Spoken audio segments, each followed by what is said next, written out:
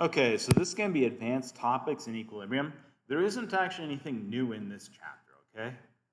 This chapter is going to be taking everything else you've learned and putting it all together. Because real systems in the real world don't just have one or two species and that's it, they don't interfere with each other, you're done. Right? Real systems have 10, 20 species and they're all interfering with each other, aren't they? That's real. Okay, so here's calcite. It's not very soluble in neutral or basic solutions. There's your KSP. Shows you it's not very soluble. Calcite dissolves in acid by virtue of two coupled equilibria. These reactions have a species in common, which is this CO3 2-. And so, you know, calcite's like limestone, that sort of thing. And this is why you get things like calcite buildup on your sinks. You know, the sink gets calcite buildup, or your shower does, and you have to use cleaner to remove it. This is it right here. So if you're ever wondering, there you go. So this is calcite. This is its dissociation right here. You'll notice that it generates carbonate here, the CO3 2-, and this will react with an acidic solution to form carbonic acid. Same as your body, right? Okay. And there you go. So when this reacts, that means this becomes more soluble, doesn't it? Because, well, you can use a variety of different ways of explaining this, but Le Chatelier's principle, right? Let's say Le Chatelier. We'll blame him. Okay. So let's determine the pH and concentration of all species in the solution of 20 millimole sodium tartarate, 15 millimole pyridinium chloride, and 10 millimole KOH. This is in a volume of 1 liter. So we have multiple species, right, that are all going to be interacting with each other, or almost all interact with each other, because most of them are some form of acid or base, right? Or have an acid-basic component. So these would be all the reactions of this system. Can you guys figure out which one's which? T is tartaric.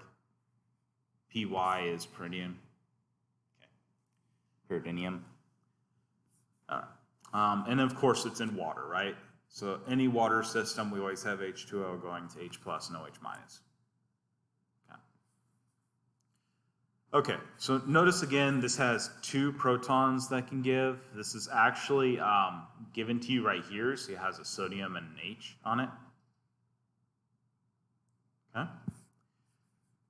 So we have 2 deprotonations that can occur, and they have Ka1, Ka2.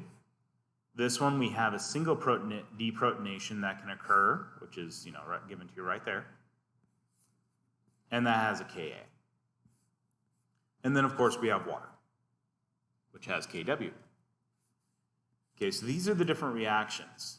Why are we listing out all these different equations and reactions? Well, we need several things. We need to know how many species we have in this, right? So how many species do we have that is dissolved in this solution? We have H plus and OH minus, right? That's 2. We don't have to count water because that's what everything's dissolved in, right? We have this right here, the PyH plus, that's 3. We have Py, which is neutral, that would be 4, right? So that's also dissolved. We have HT minus, that's 5, 6, 7, 8.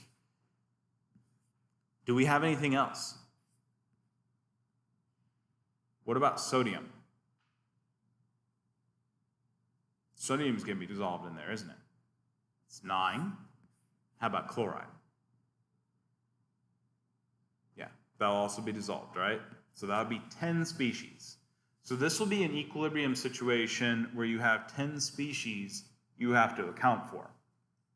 What does that mean when we have 10 species? We need how many equations? We need 10 equations, don't we?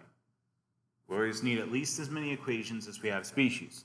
Ideally, you just get that many equations, you're good to go. But if you over-generate, you'll have to pick which ones you want to use. Not all equations are. Would be as simple as others, okay? You can go off the rails and make this more difficult on yourself than it needs to be. Okay, so you always want to start with two equation sets, which is your charge balance and your mass formulas, right? Because charge balances and mass formulas are set, they're easy, they're quick to figure out. So your charge balance is just your positive species on one side, your negative species on the other. You multiply each of the concentrations by their charge, right? So notice the T2 minus gets a 2 in front of it. All the other ones are 1s, so they get 1s in front, right? Okay. There's your positive species, there's your negative species. You notice your neutral species are not included, are they? Because they don't have charges. Next is your mass balance. So in a mass balance, you need to account for the different species and how much will be in solution. In the case of these, the only source of them is the stuff that was told to you right here, right? So you just take the millimoles and divide it by the liters, and that gives you the concentration. You technically could have worked this in millimolar, but these are the molarities. Either way would be fine. It's not going to hurt you either way. Okay, so we have sodium here. We just have what we were given in the problem, right? We have potassium, whatever was given in the problem, there it is. Chloride, whatever is given in the problem, there it is. Okay. The next things you're going to want to do is, well, we have then up here a 15 millimolar of pyridinium chloride, right? But this pyridinium chloride, we already took care of the chloride component. The pyridinium one, that's something that's going to have two different species it's going to be in the forms of, right? What are the two species it'll be in the form of?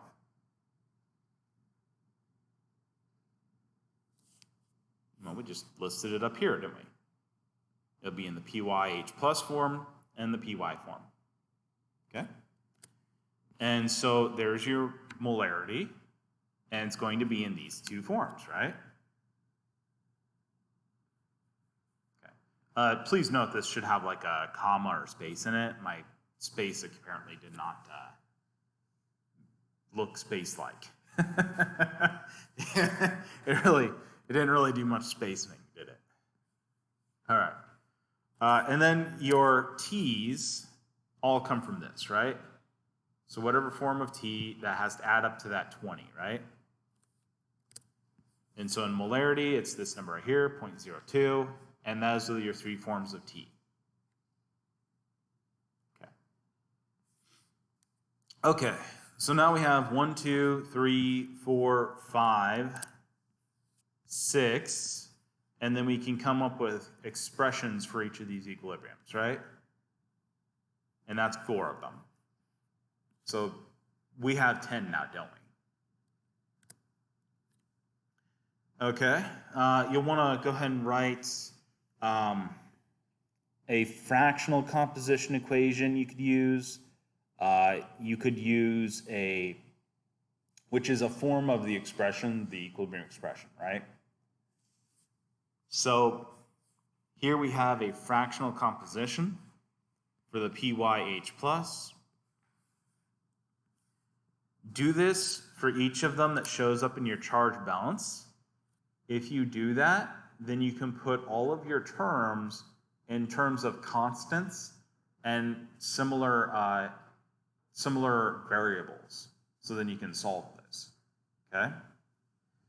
This is always the first step. This is always the easiest way to get the answer.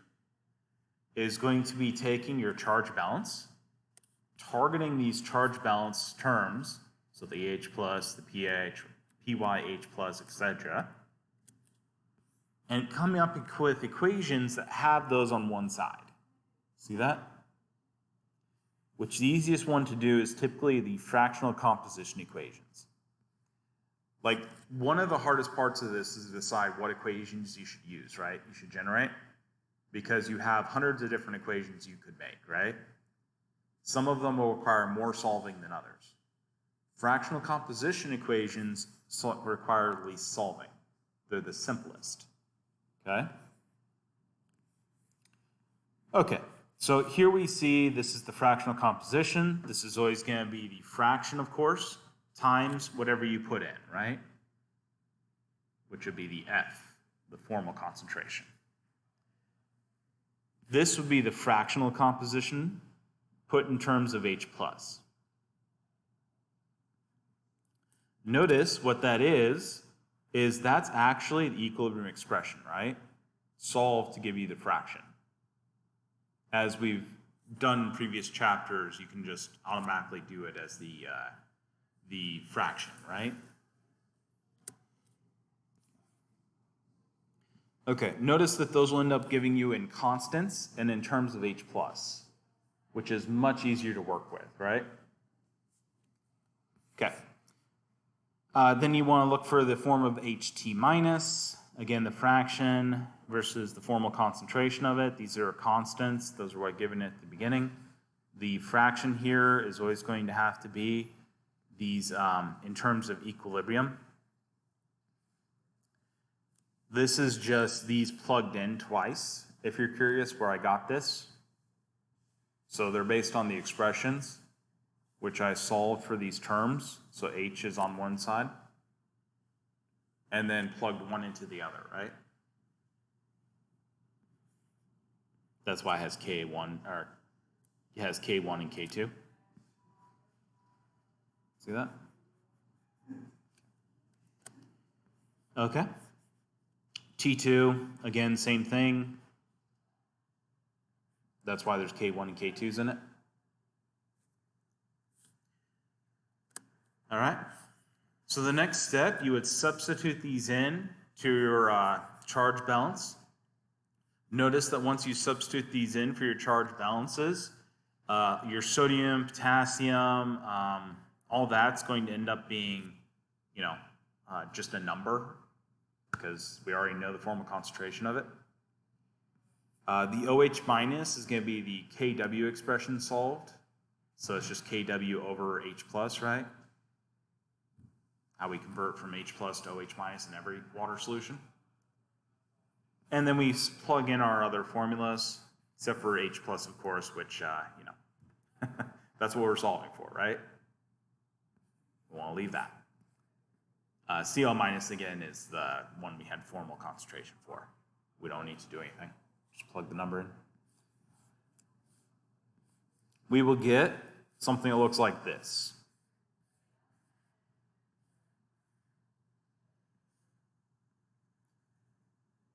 Okay. By the way, this formal, I know I didn't put the number in there, but the number is up here for the formal concentration, okay? And we actually express that, but down here as well. So.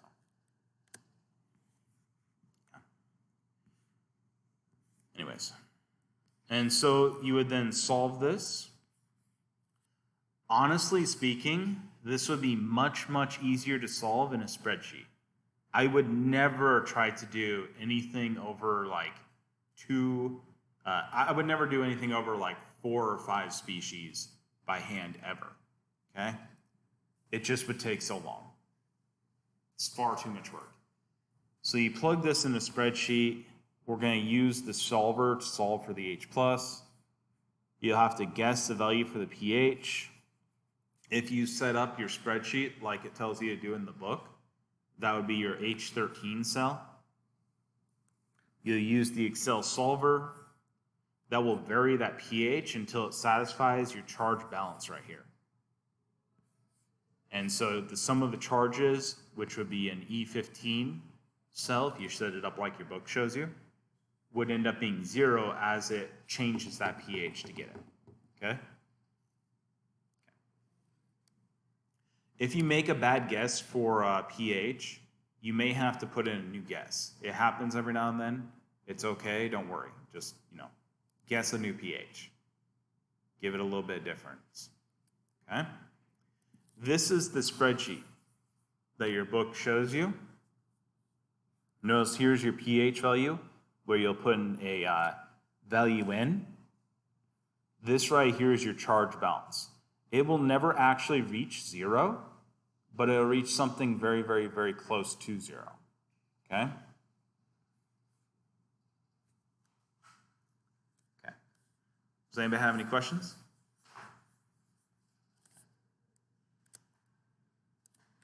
All right.